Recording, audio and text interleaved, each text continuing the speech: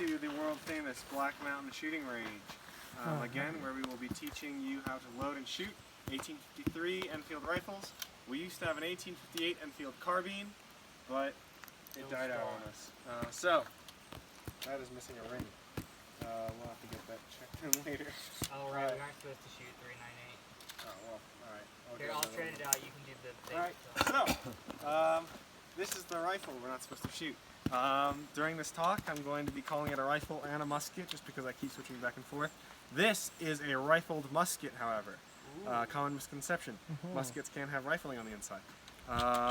So I'm going to do a bit of safety, and the private's going to talk about a little bit of history, and then we can get shooting, alright? So, first things first, this is my range, my rules. My rules are not up for debate, discussion, or forum.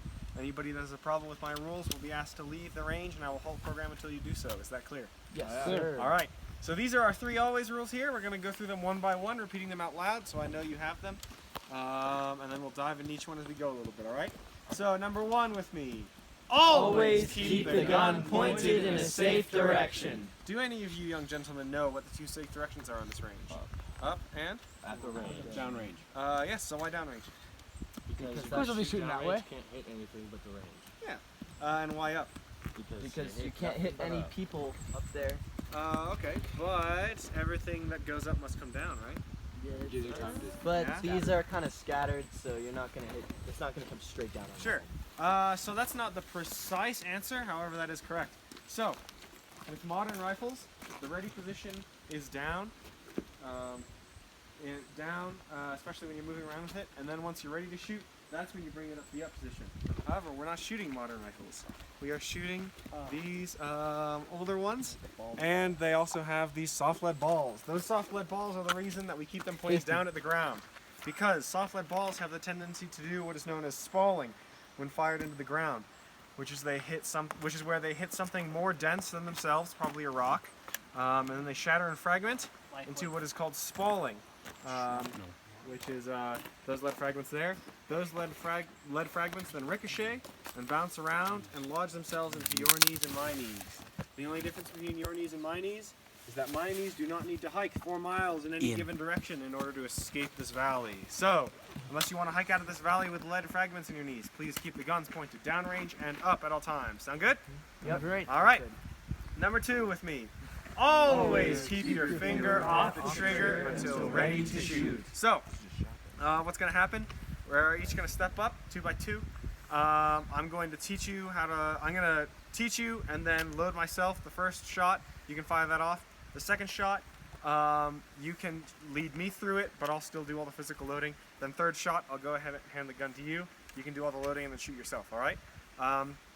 When I hand it to you, for those first 2 shots, I would like you to grab it anywhere with 2 hands along the barrel. Please say thank you, so I know you have control of the rifle. Then, once you step up to the line, I will ask you to shoulder the rifle. You can grab the gun here and here, anywhere where you're comfortable.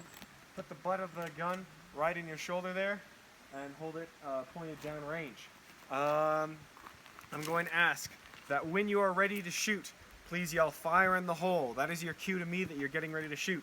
At that point, after you have yelled fire in the hole, you can take your finger up and put it inside the trigger guard and get ready to shoot. So before that moment, again, I want you to hold it here. You can either hold it like that. Please, I don't want to see your finger resting on the trigger guard, just for my extra safety.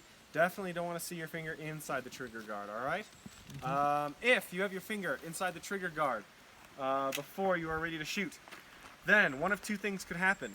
Either I will be in the midst of capping you with this. I don't have a cap on me. Do you have a cap on you? Ta-da!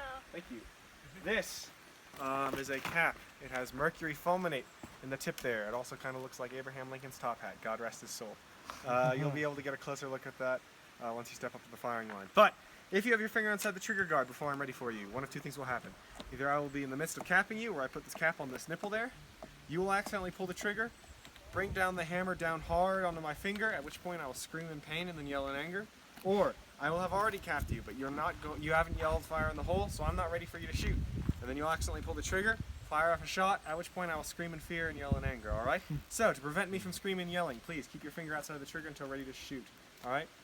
Just going off of that, does anybody know what the term "don't go off half-cocked" means? Anybody familiar with that expression? No? So yes, advice. So yeah, so don't go off half-cocked means don't go off until you're ready to go off, right? Yes. That comes from these muskets, just because if I was at half-cock, it's kind of like a safety. Even though the hammer's up, I could pull the trigger all I want, it's not going to come down. Only once the gun is at full cock will the trigger be ready to come down, which leads us into our third rule. With me, always keep the gun unloaded until ready to use. Fantastic. So, this is a muzzle loading rifle. That means all the loading goes through the Muzzle. yes, muzzle. Some people are like, barrel, and I'm like, no, I just gave it to you. Yes, it's the muzzle. No, not buttstock. This is a pretty involved loading process. The general pattern that you have to remember is powder, patch, ball. That's the order of which the materials go down the barrel, the muzzle. And then even then, like I was just saying, the gun is not considered fully loaded until you are capped and at full cock, all right? Which you will not be until you're up on the firing line with the gun pointed down range. That being said, this is a gun. It is not a toy. This is a tool and a weapon, all right? Because it is a tool and a weapon, we are going to treat it like it is loaded at all times, all right? With these guns, the way you can tell if you're loaded, you don't need to do this because I'm going to be keeping track, but this ramrod is only a little bit longer than the length of the barrel. So you take this ramrod, stick it down, it just pokes out there. If this had a black or powder patch and shot loaded there, this ramrod would poke out to about here, all right? So again, this is not a toy. Please don't treat it like that. Treat it like a tool and a weapon. So this is something new. The first thing that you do when somebody hands you a gun after you say thank you, do you know what that is? Say you're welcome. No, so yeah, well, after all the pleasantries are kind of exchanged and you know that they have control, first thing you do, check to see if it's loaded. All right, that being said, if somebody hands you a gun, you check to see if it's loaded, and you know 100% that it's not loaded. Don't pretend to point it at someone and shoot them, all right? Because again, that's treating the gun like a toy. This is not a toy, it's a tool and a weapon. Those are my 3 safety rules. So, now I'm going to go through 3 range commands really quickly. The first command is range is hot. That means scouts are stepping up to the line to shoot, guns are being loaded, and your eyes and ears must be on. Range is cold means that your eyes and ears can come off. Nobody's stepping up to the line to shoot, nobody's loading guns, and you may feel free to exit the will at your own, or exit the range at your own will, excuse me. The third rule, does anybody know what the third safety command is? Arguably the most important? Ceasefire. Yes, thank you. The third command is ceasefire. Why do we call ceasefire? Yes, 2 perfect answers. Good job, Ian. The general rule for why we call ceasefire is if anything dangerous is happening on the range at any time. My fellow private and I will try and maintain order on this range. However, there are more of you than there are of us, so please keep your eyes peeled. If you see anything remotely dangerous happening, call ceasefire. Echo it 3 times so everybody has the chance to hear it over the ear protection.